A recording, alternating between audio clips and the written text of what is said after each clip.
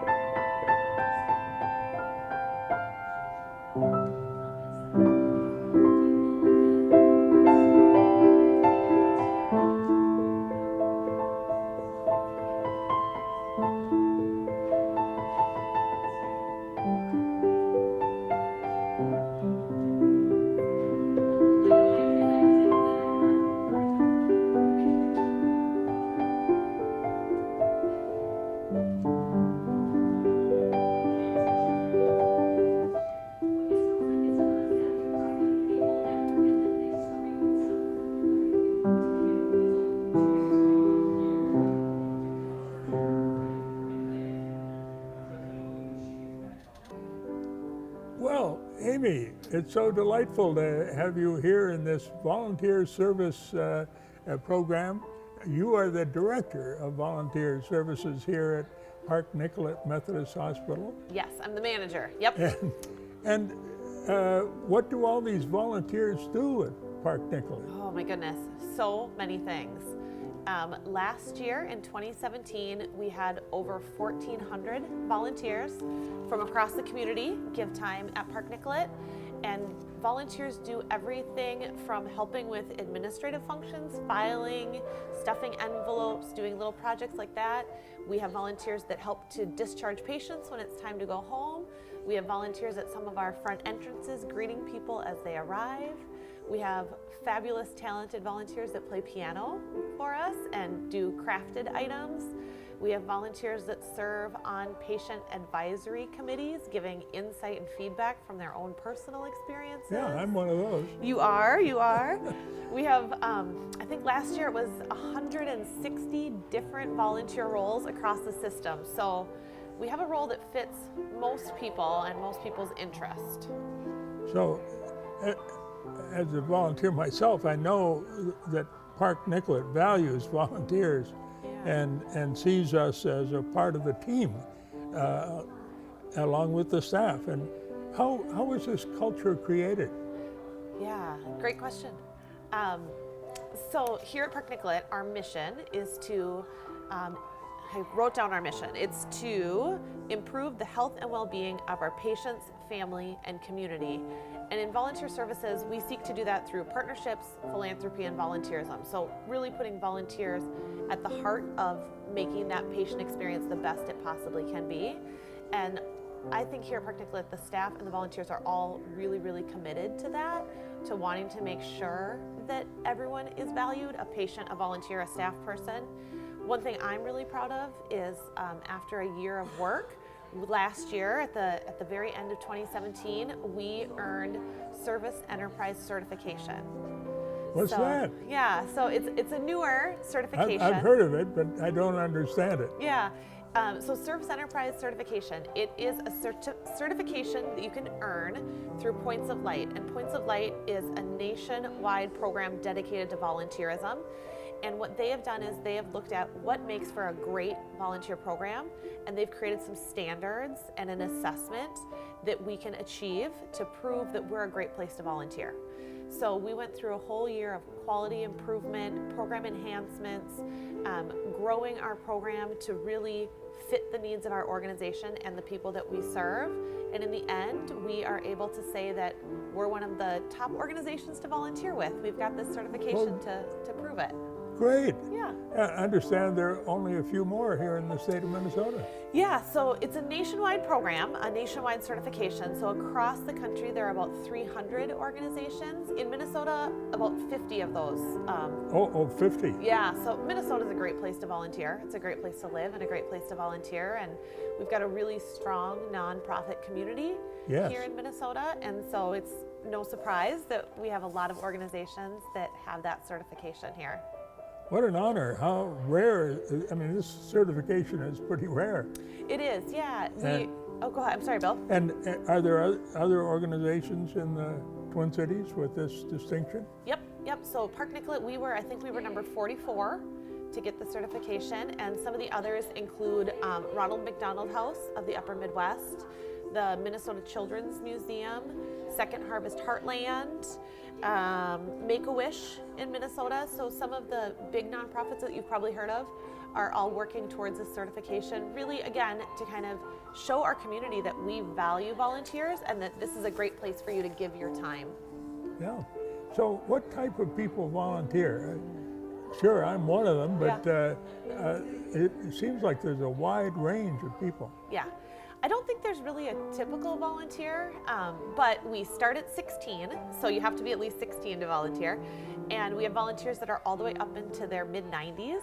Really? Yeah, yep. So maybe I have a few more years to go. Yeah, we're not getting rid of you anytime soon. You're sticking around.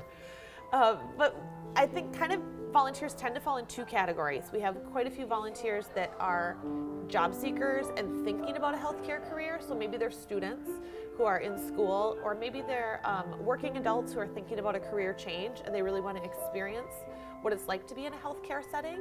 So we have volunteer positions in physical therapy, and we have a lot of students that are thinking about a physical therapy career and want to kind of try it out before they make that commitment and make sure that it's the right fit.